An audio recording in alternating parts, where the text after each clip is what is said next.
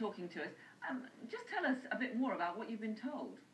Well, in truth, the rhetoric from the Chinese has been escalating over the last couple of months.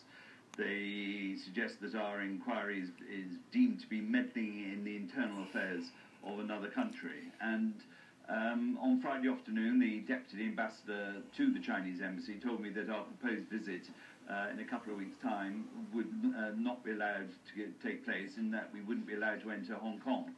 And frankly, it's a very regrettable state of affairs. Looking at the pictures there of the violence apparently escalating, they clearly fear that you're going to be drawing greater attention to those protests. Well, I don't think there's any connection between our visit and the protests. Indeed, our inquiry started long before the current wave of protests started. And our visit will be conducted in private, willingly undertake not to make any public utterances, and indeed it's quite conceivable that our visit might actually be helpful. I mean, I think really the direction of travel for Hong Kong is actually to try and resolve this current impasse, to try and reach a consensus.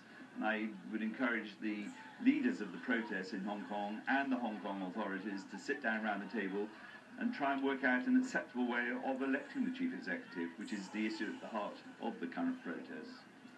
How unusual is it for a country to refuse to allow a parliamentary committee like yours into the country? Well, I've been chairman of this committee for nearly 5 years now, and we've visited some of the most troubled places in the world where democracy is non-existent or an illusion, and we have never ever been turned away. And mainly because countries realise that transparency is actually one of the best ways forward in the modern, interconnected, globalised world. And that's why I think it's a huge mistake by China. It also suggests that they don't accept that we have any rights under the joint declaration, and that is profoundly wrong, and it's very important that we make that point.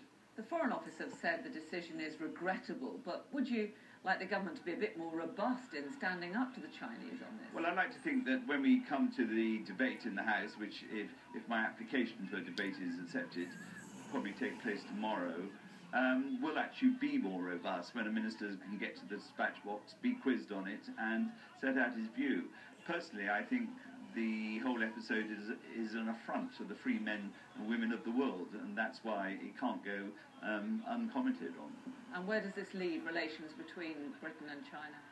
Well, they were on a pretty good trajectory up to now. I mean, we had a bit of a spat when the Prime Minister met the Dalai Lama, but things have been getting a lot better, and this is a real hiccup in that trajectory, and is why it's all the more surprising, particularly when you remember that China is a member of the G20, and we work together, we do a lot together, and this is wholly unnecessary, and I like to think that they will think again over it. Okay, Sir Richard Ottaway, thank you very much indeed for talking to us.